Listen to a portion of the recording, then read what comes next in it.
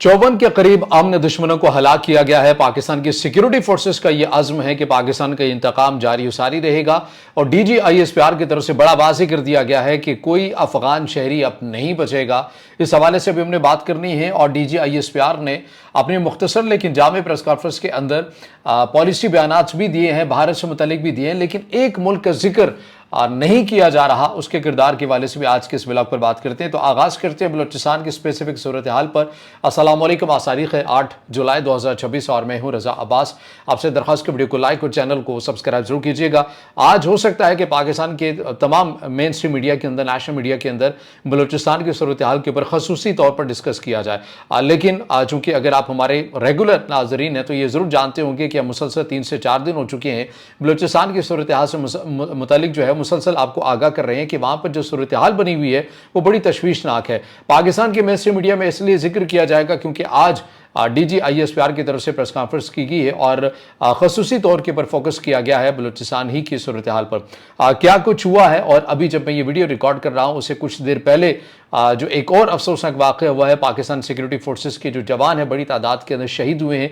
पहले ये रिसेंट जो वाक़या रुनुमा हुआ है इसके ऊपर बात करते हैं, फिर ज़ियारत वाले वाक़े के ऊपर बात करते हैं और फिर जो DGISPR की तरफ से अपनी प्रेस कॉन्फ्रेंस के अंदर जो पॉलिसी बयानात दिए गए हैं कि आगे पाकिस्तान किस समत के ऊपर चलता हुआ नजर आएगा, इन तमाम किरदारों को लेकर उसके ऊपर भी हम बात करते हैं। तो सबसे पहले ये सुन लीजिए कि बलूचिस्तान के जिला लसबेला में RCD हाईवे पर पाकिस्तान आर्मी के एक बड़े काफिले को IED से निशाना बनाया गया। हमलावरों ने धमाके के बाद काफिले पर घात लगाकर हमला किया। इस दहशतगर्दाना हमले में 11 के करीब पाकिस्तान के फौजी जवान शहीद हुए, जबकि कई दीगर जख्मी भी हैं।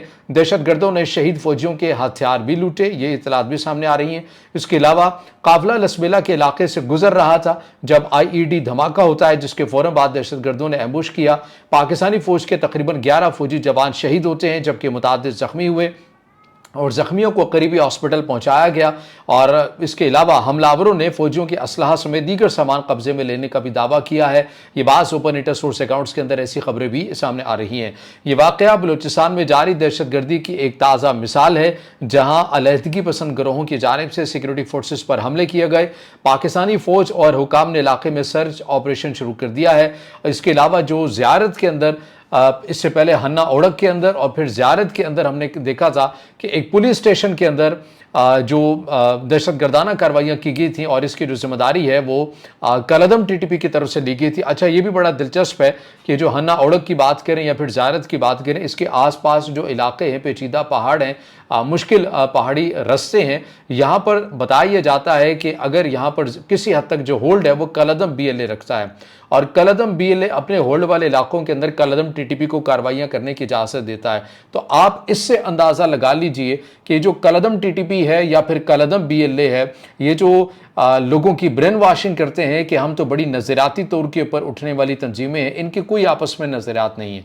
कलदम TTP एक प्योरली शिद्दत पसंदाना मजहबी शिद्दत पसंदाना तंजीम और अज़ाइम रखने वाली है, जबकि उसके मुकाबले में कलदम BLA की बात करें तो इनका मजहब से कुछ लेना देना है ही नहीं है। ये या तो कौमियत की बुनियाद के ऊपर लड़ते हैं या फिर जोग्राफी की हद तक लड़ते हैं, मजहब से ये बहुत दूर रहते हैं। सेक्युलर टाइप भी आप इनको कह सकते हैं। बस एग्जाम्पल देने के लिए मैं आपको समझा रहा हूँ, ये मजहब से इतने दूर होते हैं। लेकिन कलदम TTP उसके मुकाबले में ज़्यादा जो शिद्दत पसंदाना मजहबी अकायद हैं वो रखते हैं। तो इनका अगर आपस में इत्तेहाद हो रहा है तो आप यहाँ से अंदाज़ा लगा लीजिए कि ये नज़रियाती तौर के ऊपर हम आहंग नहीं है, बल्कि इनको चलाने वाले जो बैकेंड पर हैं वो एक हो सकते हैं। तो इसीलिए आगे जो आलाकार हैं वो भी एक ही समत के ऊपर कार्रवाइयाँ करते हुए नजर आते हैं।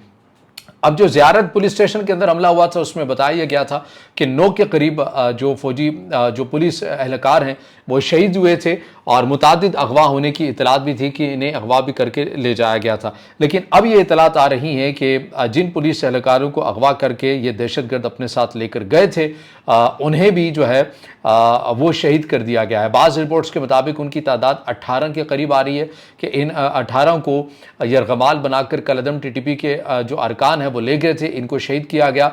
और बाज़ रिपोर्ट्स के मुताबिक 19 के करीब ये नंबर बनता है कि इनको ले जाया गया और इनको फिर शहीद किया गया। और पाकिस्तान की सिक्योरिटी फोर्सेस की तरफ से पिछले 2 से 3 दिनों के अंदर जो कार्रवाइयाँ की गई हैं उसमें मजमूई तौर पर अगर हम बात करते हैं, जो ऑफिशियल बयान सामने आ चुका है DGISPR का, उसके मुताबिक 54 के करीब अमन दुश्मनों को हलाक किया गया। इसमें कलअदम TTP के अफराद भी हैं और कलअदम BLA के अफराद भी हैं जिनको हलाक किया गया। जबकि पाकिस्तान के सिक्योरिटी फोर्सेस की बात करते हैं तो 42 का नंबर बनता है कि 42 के करीब पाकिस्तान के जो जवान हैं वो शहीद हुए हैं, और यकीनन ये एक बहुत बड़ा नंबर है। और इसका हमें इस बात से इस चीज़ को समझना भी चाहिए कि हमें अपनी तैयारी के ऊपर दोबारा से एक असर जायज़ा भी लेना होगा, हमें तरीक़ाकार को भी देखना होगा। बाकी जो आगे DGISPR की तरफ से जो पॉलिसी बयान दिए गए हैं वो भी मैं पढ़कर आपके सामने रख देता हूं कि किस किस्म की पॉलिसी का ऐलान किया गया।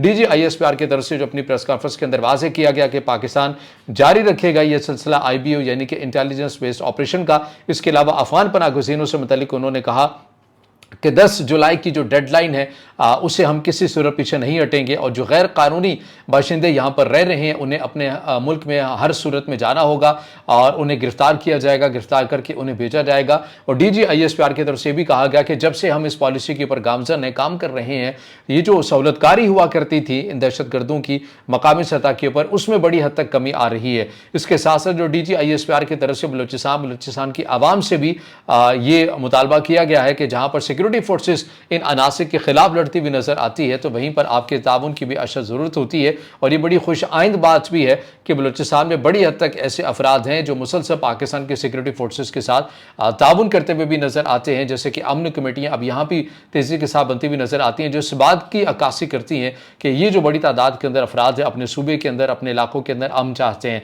पुलिस के जो जवान शहीद हुए हैं वो कोई पंजाब के नहीं थे, वो कोई सिंध के नहीं थे, वो खुद बलूचिस्तान ही के लोग थे, कोई पख्तून था, कोई बलोच था, और ये वो अफराद थे जिन्हें निशाना बनाया गया इन मुसल्लह जत्थों की तरफ से। जहाँ तक ये बात आ गई कि कौन कौन से ममालिक की सूरत हाल के अंदर मुलविस हैं, जैसे कि DGISPR ने बड़ा वाज़ेह तौर के ऊपर ये नाम लिया है भारत का, भारत के किरदार के हवाले से कि कैसे वो कलअदम BLA या जिससे रियासत पाकिस्तान फितरत वल हिंदुस्तान का नाम देती है, पाकिस्तान के DGISPR की तरफ से कहा गया कि भारत इन तमाम तर कार्रवाइयों के पीछे है। और हमें ये एक बात ज़रूर याद रखनी चाहिए, भारत या अजीत डोवल की डॉक्टराइन ये किसी से छुपी ढकी नहीं है, और जाहिर है उसका बरमला इजहार भी करते रहे हैं कि वो कैसे और किस अंदाज में बलूचिस्तान से मुताल्लिक क्या कुछ करते हैं। ऑन द रिकॉर्ड ऐसे बहुत से क्लिप्स आपको भी मिल जाएंगे। लेकिन इसके साथ साथ हम आपको बारहा ये कहते रहे कि जब जब आप ये देखेंगे कि पाकिस्तान का जो किरदार है वो मिडिल ईस्ट के अंदर बढ़ेगा तो पाकिस्तान के लिए मुश्किलात बढ़ेंगी, बिलखसूस पाकिस्तान की खैबर पख्तूनख्वा और बलूचिस्तान के सूबे के अंदर।